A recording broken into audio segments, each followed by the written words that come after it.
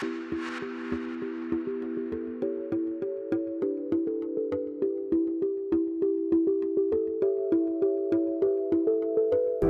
you ever looked up at the stars and wondered what stories they tell?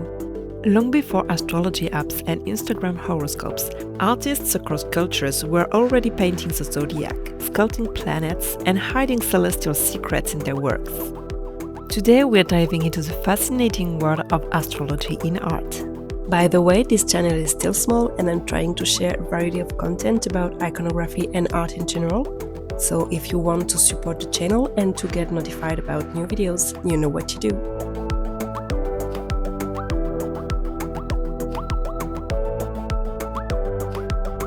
Today we're going to focus on Western astrology. We won't be diving into the Chinese, Indian zodiacs or Mayan astrology. Those are all fascinating topics too, but they would take us in too many different directions. So for today, let's keep the spotlight on this one. There's already so much to explore just on this topic. Maybe it's worth starting with a quick reminder of what the zodiac actually is. The term zodiac comes from the Latin zodiacus, which was borrowed from the Greek zodion, meaning little figure of an animal. Indeed, more than half of the constellations in the zodiac resemble animals. The zodiac is a celestial sphere visible from Earth. It's a belt-shaped region of the sky aligned with the ecliptic, which is the apparent path of the sun across the sky throughout the year.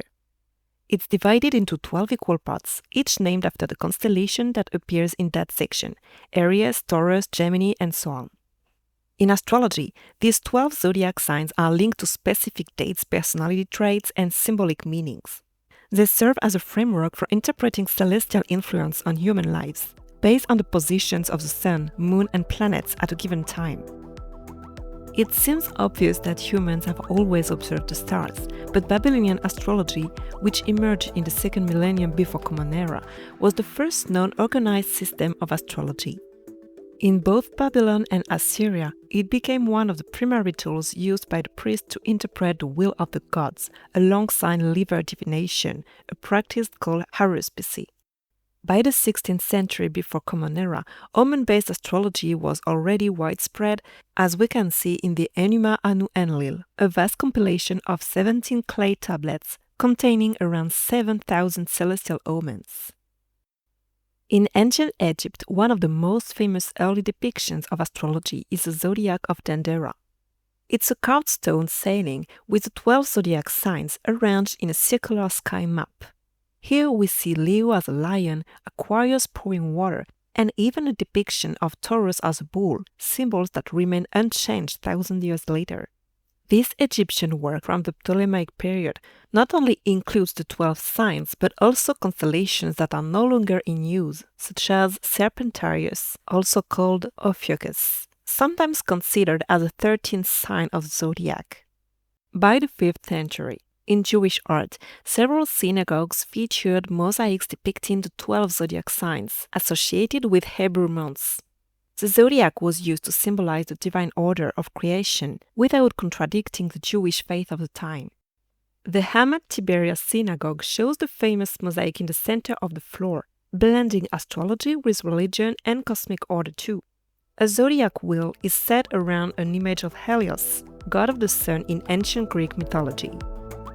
Fast forward to the Middle Ages, where astrology was deeply tied to medicine, religion, and agriculture.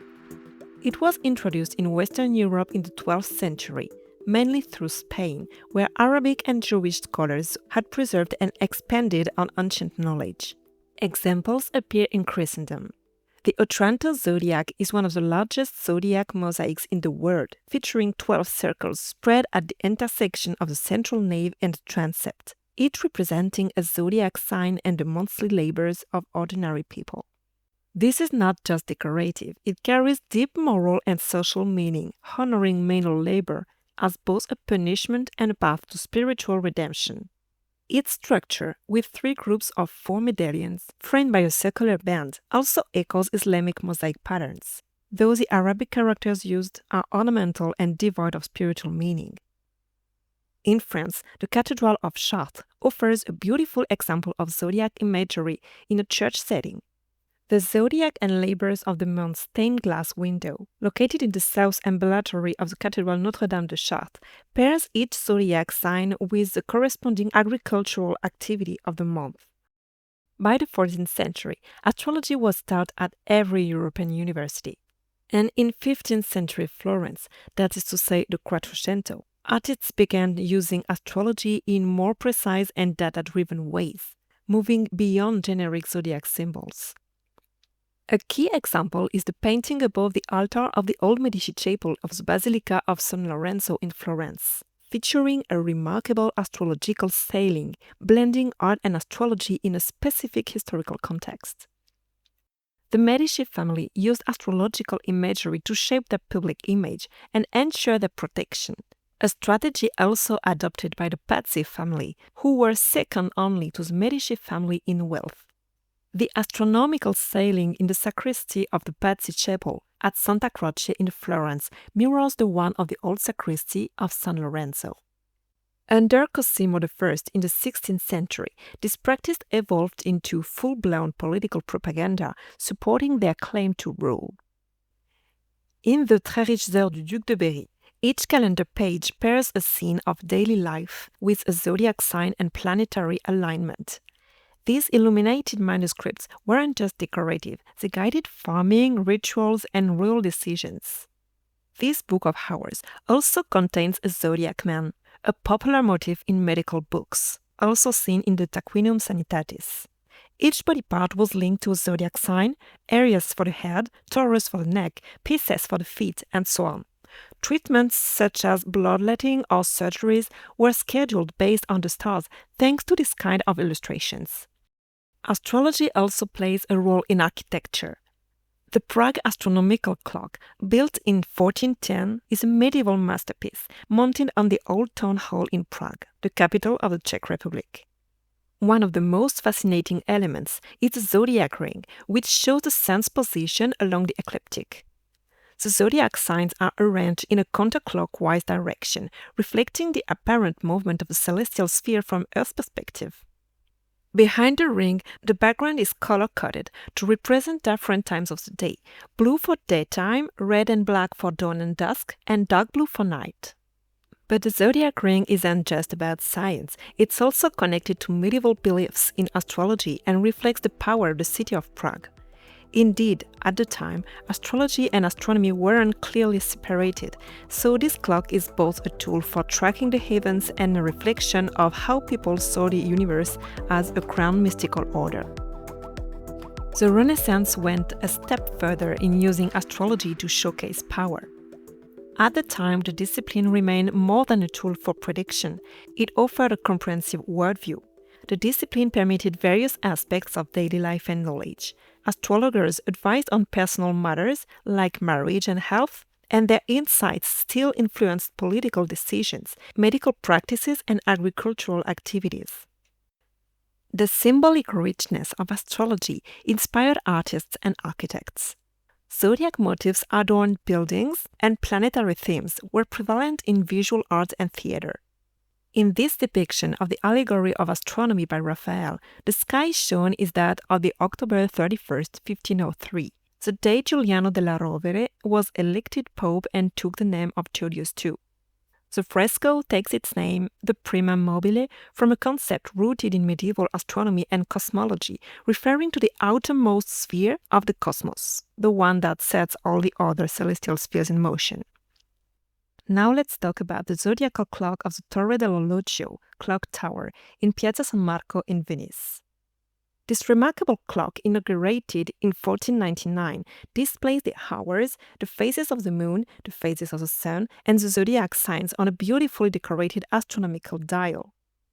Just like with the Prague clock, it was not only made to tell time, but also to symbolize the grandeur of Venice and its command of scientific and astrologic knowledge. This is really a Renaissance masterpiece, both technical and artistic.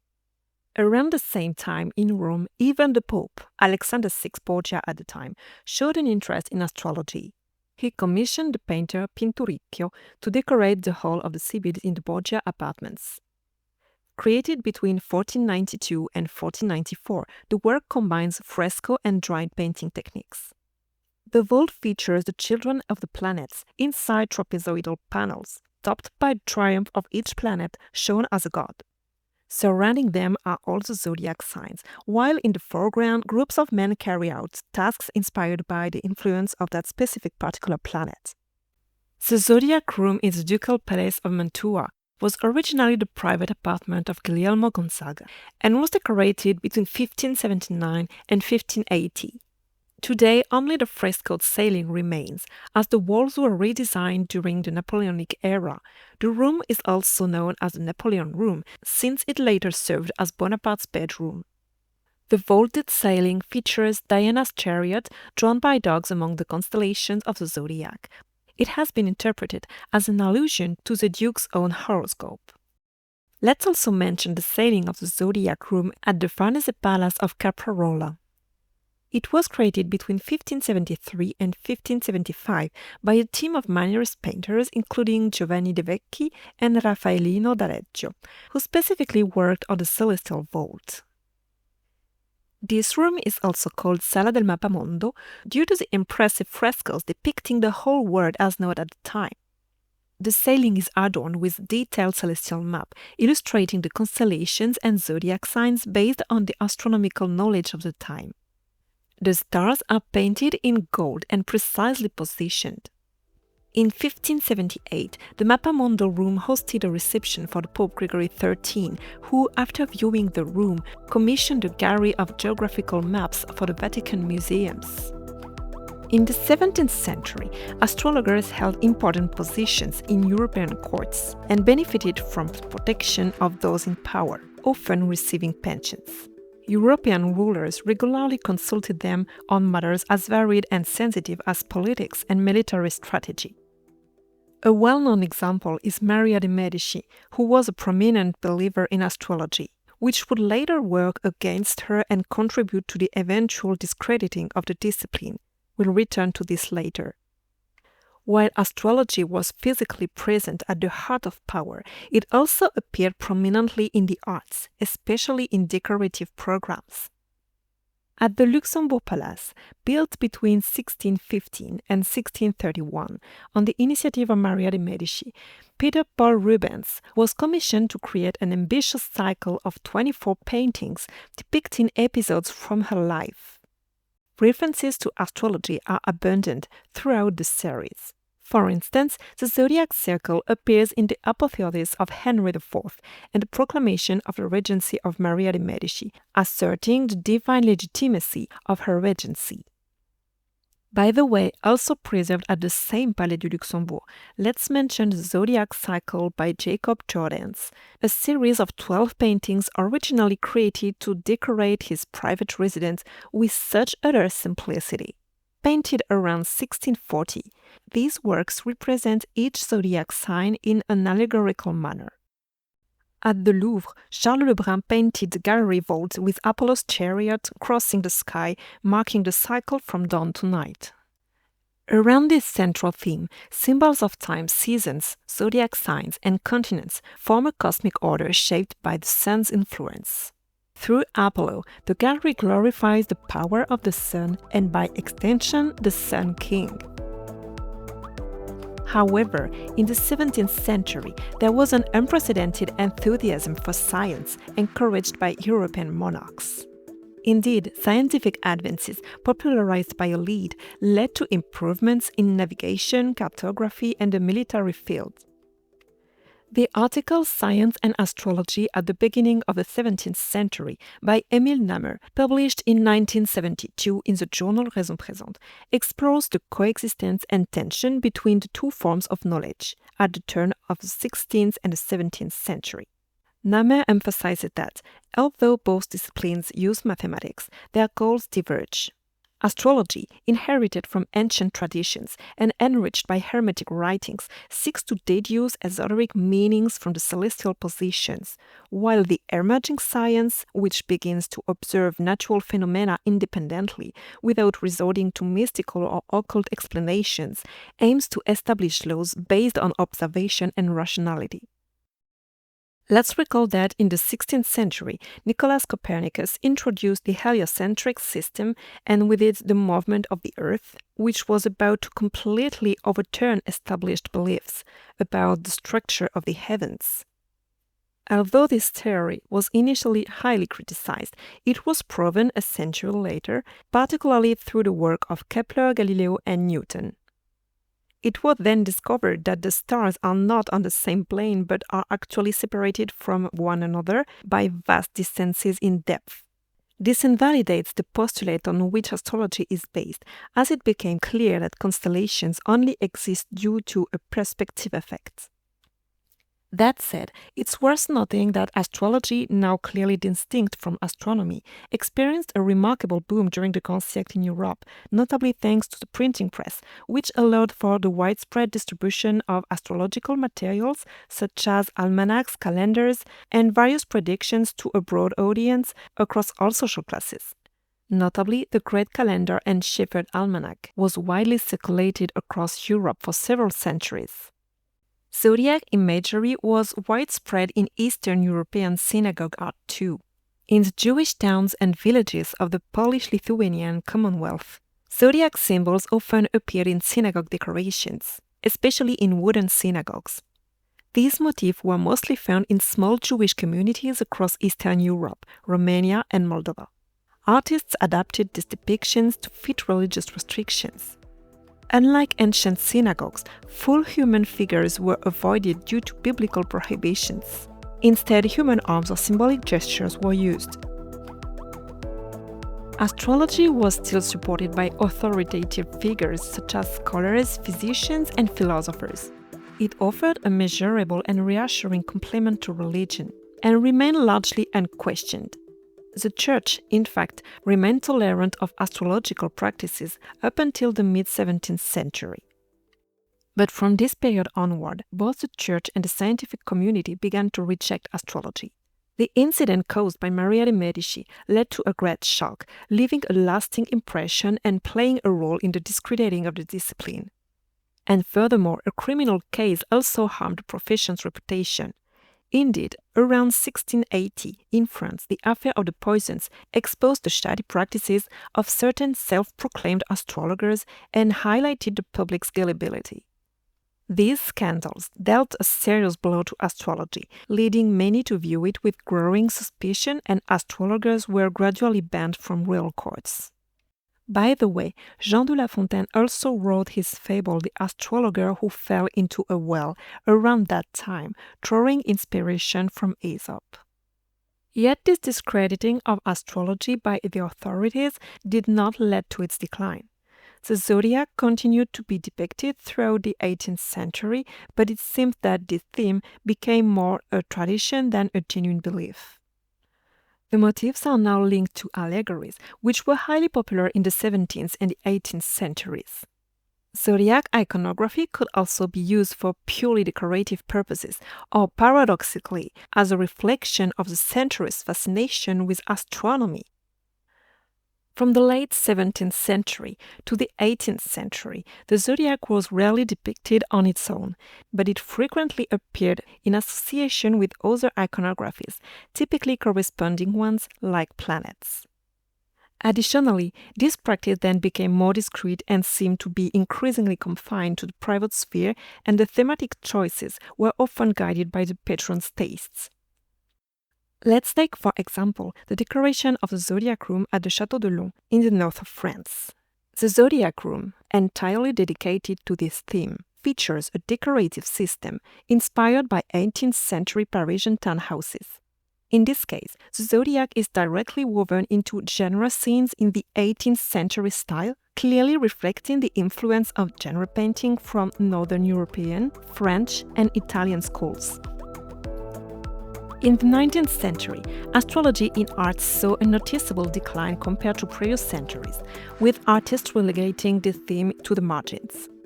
However, it did not completely disappear. It persisted through two main avenues: symbolist and esoteric art. Artists like Gustave Moreau and Fernand Knauf influenced by occultism and the esoteric movements of the late century, occasionally reintegrated references to the zodiac or celestial bodies in their mysterious works, often rich in symbolic meanings. And the second main media is popular and decorative imagery. Astrology remained present in mass imagery, illustrations, almanacs, everyday objects, and clock and calendar decorations, but in a more kitsch, ornamental, and playful manner. This depiction of the zodiac by Alphonse Mucha features 12 zodiac signs in the halo-like disc behind the woman's head. It became one of Mucha's most famous designs, with at least 9 known variants of this lithograph, including this version, which was printed without text to be used as a decorative panel. We can still find examples in architecture though. Pagan Gods is one of the 17 murals in Sargent's ambitious series The Triumph of Religion, commissioned for the Boston Public Library.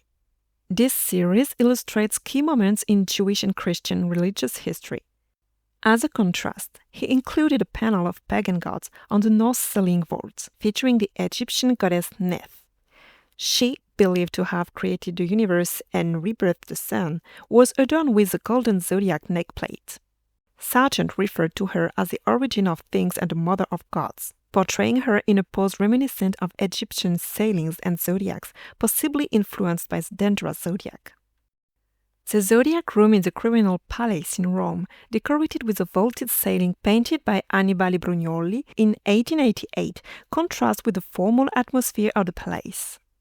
Historically, the room was part of Napoleon's reception area, reflecting imperial dignity. It was later renovated during the Savoyard era, between 1893 and 1898, when it was transformed into a dining room. The ceiling features a series of zodiac signs depicted in golden circles against a starry sky, each represented by corresponding symbols. The sun and moon interrupt the sequence to represent their path through the zodiac. The room's furnishings also follow the astrological theme, including 12 carved chairs by Andrea Brustolon, each representing a zodiac sign and its natural attributes. At the beginning of the 20th century, various artistic approaches related to astrology and symbolic representation coexisted. On one side, there was figurative representations, like those of Ernest Proctor, which explored recognizable images connected to astral elements. On the other side, Hilma af Klint took an abstract approach. As an abstract art pioneer, she was deeply fascinated with spiritualism and the unseen world. Her work is inspired by theosophy, various religions, alchemy, magic, and at times astrology. Her paintings for the temple are full of spirals, cosmic diagrams, and astral references. In her Dove series, one of the many subgroups of this vast series, some paintings include orb-like forms resembling planets with rings, and the final, the 14th image, features astrological glyphs in each corner: Sagittarius, Capricorn, Aquarius, and Pisces. And finally, artists like Paul Klee occupy the space between these two worlds, combining figurative and abstract elements to create works that suggest spiritual concepts while remaining open to personal interpretations. It was also in the early 20th century that the first modern planetariums appeared, meaning those with a projection of the starry sky onto a dome. In 1923, the very first mechanical projector planetarium was built by the Zeiss company in Germany for the Deutsches Museum in Munich. It was often considered the first true modern planetarium. Before that, more rudimentary devices were used, such as armillary spheres or orreries, mechanical models for the solar system, to teach astronomy. But these weren't planetariums in the proper sense. These planetariums were an opportunity to depict the zodiac in a symbolic way, especially in the sailing of these planetariums. Palazzo Venezia in Rome, built between 1455 and 1467 by the Venetian Cardinal Pietro Barbo, later Pope Paul II, became the headquarters and private residence of Benito Mussolini during World War II. One of its rooms features a deep blue ceiling adorned with golden zodiac signs orbiting a central sun. This celestial sailing was added during the 20th century fascist-era restoration, when the room served as both a reception hall and a venue for key political meetings. The entire astrological design reflects a cosmic vision of power, placing the leader at the symbolic center of the universe. An iconographic language rooted in ancient and medieval traditions, here reinterpreted by a striking, highly stylized aesthetic. The gold-on-blue palette also echoes the celestial sailings found in medieval cathedrals and Renaissance palaces. Closer to our times, artists from different movements have explored the astrological theme. For example, the Surrealists, like assemblage artist Joseph Cornell, known for his shadow boxes and poetic collages. Deeply fascinated by astronomy and passionate skywatcher, Cornell often blended elements of both scientific observation and astrology in his work. Betty Saar, an artist associated with Black Art movement and Surrealism, whose work questions identity and mythology, was interested in stars and astrology too. This low relief assemblage brings together found objects and drawings. The figure of the lion appears several times, a clear nod to Leo, the artist's own zodiac sign. She also includes constellation maps, mystical visuals, and zodiac-related symbols. The title, Mystic Window, echoes themes of tarot readings and spiritual awareness. And even Salvador Dalí, an iconic figure of Surrealism, created an entire zodiac series in 1974. Each sign is reimagined in his surreal style. Scorpio as a mutated crustacean, Gemini as dual figures in a mirror, and so on. You'll also find zodiac symbolism in pop art with Peter Mack's zodiac posters. Iconic examples of the 1970s psychedelic art. These posters became hugely popular during the astrology boom of the 70s, featuring bright saturated colors, swirling patterns, and cosmic imagery. Mack's work wasn't just seen in galleries, it was everywhere, on dorm walls, calendars, greeting cards, and more. His Zodiac series helped bring astrological imagery to mainstream pop culture. Gemini by Martin Wong depicts two men pressed closely together, standing side by side. They are often interpreted as an intimate self-portrait of Martin Wong and a tribute to his personal relationships. Martin Wong, openly gay, was an influential figure in the Lower East Side art scene during the 80s. The title, Gemini, refers to themes of duality, love, and identity, recurring motifs in Wong's work. The artist blends astrological elements, the Gemini sign, stars, and constellations, with visual cues drawn from New York's Lower East Side, brick walls, graffiti, and urban typography. This fusion creates a unique aesthetic that bridges the mystical and the everyday. Ecliptic Black Liberation Zodiac by Nolan Oswald Dennis reimagines the traditional Western zodiac by incorporating symbols and imagery related to Black culture and Pan-Africanism. In this work, Dennis merges the language of astrology with the history of Black liberation, replacing the standard Eurasian zodiac constellations with iconography drawn from a global archive of militant and anti-capitalist Black liberation struggles. Today, artists continue to reimagine astrology. The language of the stars is everywhere, and that's what makes astrology in art so fascinating. It's both universal and deeply personal. So, what's your sign? And have you seen it in art? Drop it in the comments, and if you want more stories like this, make sure to subscribe and to keep your eyes on the stars and on this channel. Thanks for watching!